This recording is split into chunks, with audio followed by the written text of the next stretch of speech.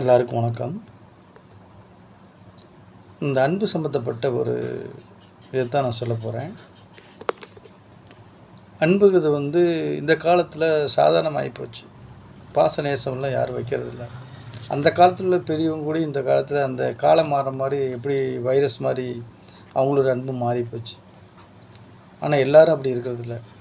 ஒரு சில பேர் ஒரு சிலர் மேலே அன்பு வச்சுட்டாங்கன்னு வச்சுக்கோங்க, ரொம்ப அன்பாக இருப்பாங்க, பாசமாக இருப்பாங்க.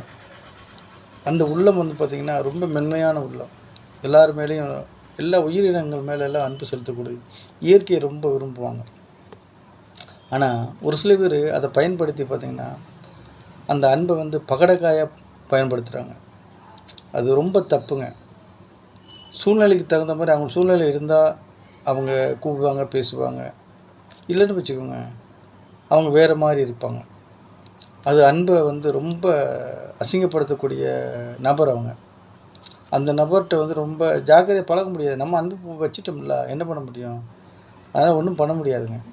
ஆனால் அவங்க எப்படி இருக்காங்கன்னா சுயநலமாக இருக்கிறாங்க. சுயநலமாக மட்டும் இல்லை, அந்த அவங்க செய்கிற அன்பு காட்டுற அன்பு கூடி அவங்க பிராய்ச்சித்தம் காட்ட மாட்டாங்க. ஏன்னா அவங்க இருதயம் வேறு மாதிரி இருக்குது. அதனால் அன்பு செலுத்துகிறவங்கள ஏமாத்தாதீங்க. ரொம்ப அன்பு செலுத்துகிறவங்ககிட்ட அது ஆணாக இருந்தாலும் பெண்ணாக இருந்தாலும் சரி, நீங்கள் அன்புங்கிறது ரொம்ப உயர்ந்தது. இருதய சம்மந்தப்பட்டது, மனசு ஹார்ட் சம்மந்தப்பட்டது. அப்போது அதில் பலவிதமான பாதிப்புகள் உண்டாகக்கூடிய வாய்ப்பு இருக்குதுங்க. ஆனால் நிறைய பேர் சொல்கிறதில்ல. நிறைய ஆண்கள் அதிகமாக சொல்கிறதில்ல. அவங்க உள்ளுக்குள்ளே வச்சுக்குவாங்க. குடும்ப சம்மந்தப்பட்ட பிரச்சனை, பிள்ளைகள் சம்மந்தப்பட்ட பிரச்சனை, மனைவி சம்மந்தப்பட்ட பிரச்சனை, இதெல்லாம் உள்ளுக்குள்ளே வச்சு வேதனைப்பட்டு கடைசியில் பார்த்திங்கன்னா ஒரு மோசமான நிலைமைக்கு ஆளாகி அவங்க இறந்து போகிறதுக்குலாம் வாய்ப்பு இருக்குங்க.